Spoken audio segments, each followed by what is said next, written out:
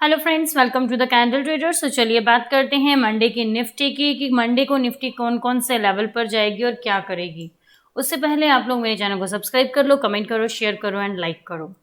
तो चलिए गाइस, जैसे कि आपको सबको पता है कि मैंने आपको पहले ही बताया था, ऑब्वियसली जो मेरी वीडियोस देखते हैं उनको पता है कि मार्केट का मैंने आपको बताया है अभी डाउन ट्रेंड में ही चल रही है और मार्केट 18,850 को ज़रूर टच करेगी। ठीक है गाइज, ये हो सकता है लेकिन थोड़ा वक्त लगेगा, बट ज़रूर होगा। लेकिन उससे बीच में एक और न्यूज़ जो है वो बहुत ही इंपॉर्टेंट है, उसके बारे में हम बाद में बात करेंगे। तो सबसे पहली बात तो ये कि अभी जो मार्केट ने अपनी क्लोजिंग दी है वो दी है 19,265। ठीक है, अब यहाँ पर हमें क्या देखने को मिल रहा है, आज मार्केट ने अपना जो ट्रेंड था वो डाउन साइड, फिर उसने कोशिश की, बायर्स ने कोशिश की मार्केट को अपसाइड लेकर जाने की, बट सेलर्स जो थे वो स्ट्रांग थे और उन्होंने अब मार्केट को डाउन साइड लेकर क्लोजिंग दे दी। ठीक है, जिसके बाद आपने देखा 19,265 के आसपास जो मार्केट थी वो क्लोजिंग हो चुकी है।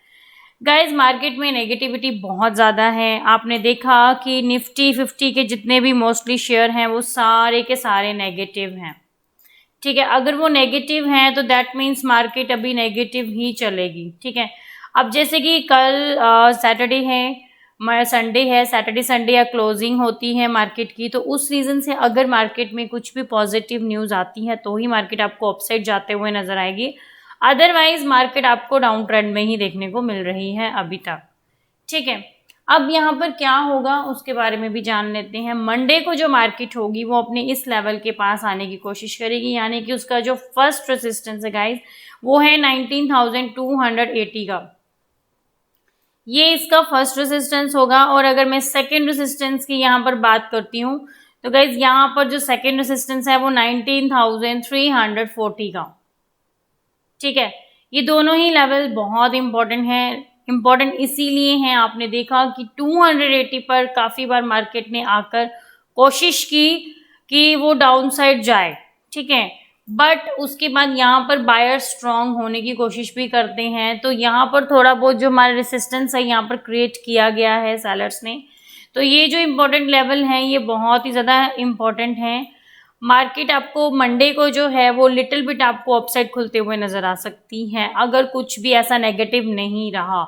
अगर नेगेटिव रहा तो डेफिनेटली मंडे को भी आपको जो मार्केट है वो 40-50 पॉइंट के डाउन साइड खुलते हुए नजर आएगी। ठीक है, अब अगर मैं यहाँ पर स्पोर्ट की गाइज अगर बात करती हूँ तो यहाँ पर हमारा जो फर्स्ट स्पोर्ट है वो है 19,230 का फर्स्ट स्पोर्ट है। ठीक है, ये हमारा फर्स्ट स्पोर्ट होगा।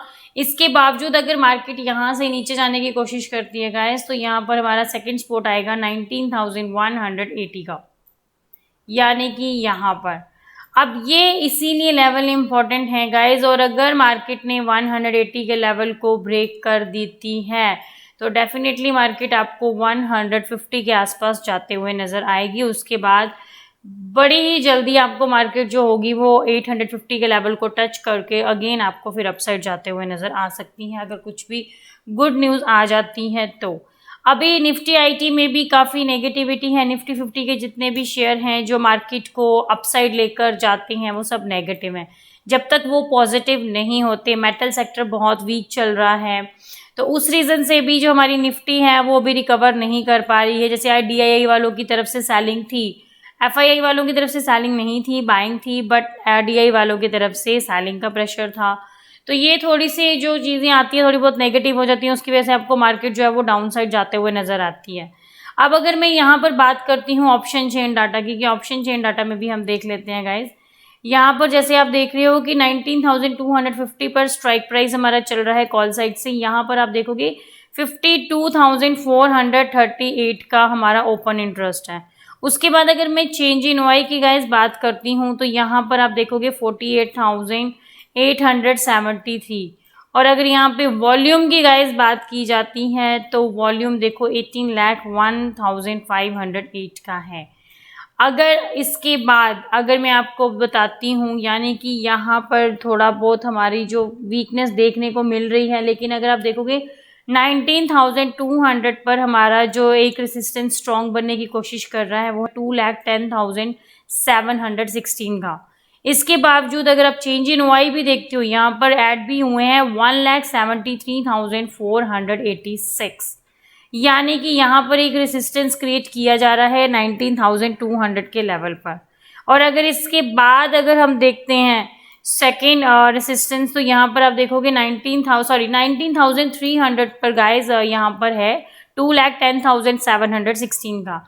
उसके बाद अगर मैं सेकंड रेसिस्टेंस की बात करती हूँ तो 19,400 पर एक स्ट्रॉन्ग रेसिस्टेंस क्रिएट किया गया है 2,09,498 का।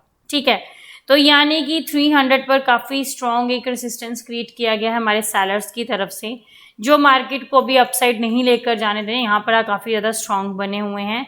अगर एज कम्पेयर टू आप पुट साइड में देखते हो 19,300 का, तो यहाँ पर 1,38,840, यहाँ पे बायर्स जो हैं वो वीक हैं, थोड़े बहुत, थोड़े नहीं, बहुत ज़्यादा वीक हैं। उसके साथ साथ अगर आप यहाँ पे चेंज इन OI देखते हो तो 44,973। गाइज अगर इसके बाद अगर मैं 19,200 की बात करती हूँ पुट साइड से, यानी कि हमारी स्पोर्ट जो है वो है 1,32,498 की। इसके साथ ऐड भी हुए हैं 48,595।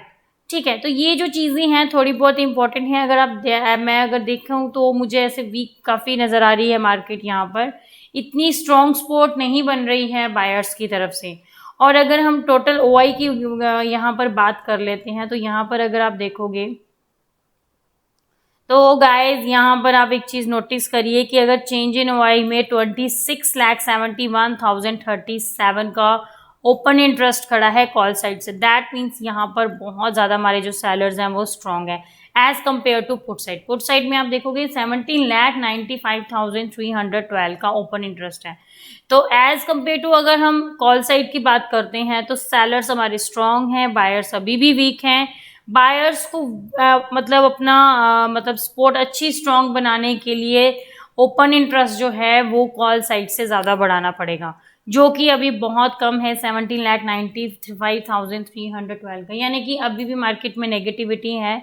और मार्केट अभी भी आपको मंडे को एक तो साइडवेज रहते हुए नजर आएगी, और क्या होगा, मार्केट जितना ऊपर जाएगी उतना नीचे आएगी। ठीक है गाइस, तो मंडे मार्केट आपको साइडवेज रहते हुए भी नज़र आ सकती है। तो ये बहुत ही इंपॉर्टेंट चीज़ें होती हैं जो मैंने आपको बताई हैं। होप सो आप अच्छे से ट्रेड करेंगे। Bye bye everyone.